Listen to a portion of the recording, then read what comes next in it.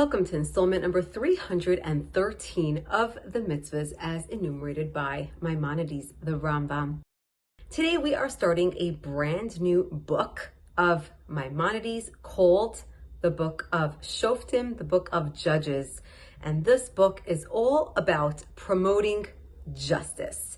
Now we have three mitzvahs today. We have positive commandment 176, which is the commandment to appoint fit judges, which means judges who know the law well, Torah law, meaning Torah abiding judges, and they must be fit. They must know their stuff. We shouldn't appoint them because of the way they look, or because of who they're connected with, or because of who they know, or because we might be related to them, or for whatever other reason, because they're talented or smart or whatever. They must actually be fit for this position.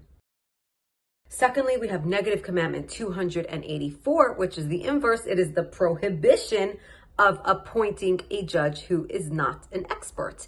We should make sure that our judges are expert in their field. And finally, we have positive commandment 175, which is the obligation to reach a decision based on the majority ruling. So the way it worked was there was the great court in Jerusalem. There was the Nasi, the head of the Jewish people, and he was the head of the 70 Sanhedrin, the 70 judges, and they would judge any court hearing that needed to take place. Now, any city that had more than 120 people living in that city also had their own mini Sanhedrin with 23 judges that sat on that dais, if you want to say, where they would judge any complaints or any disagreements that came to them. And any smaller city still had a court of 3 judges that also would hear any court cases that came before them.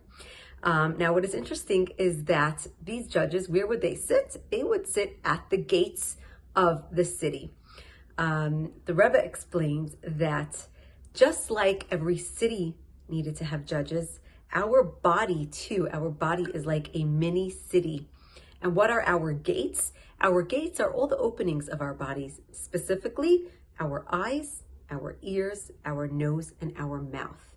Those are places where things can come in and out of. They can bring in sights, smells, tastes, hearing, and they can also emit, right? We can also say things. We can bring in and we can take out of these gates. And in which way must we be judges? We must actually be careful that whatever comes in and out of our gates, we are done with positive judgment. Make sure that what you are seeing, what you are smelling, what you are hearing, and what you are saying is done all in a Torah light. Make sure that what you are seeing is holy things, what you are saying is holy things, what you are hearing is holy things, what you are smelling is holy things. Be sure that everything that comes in and out of your gates are watched carefully with proper judgment. Have a wonderful day.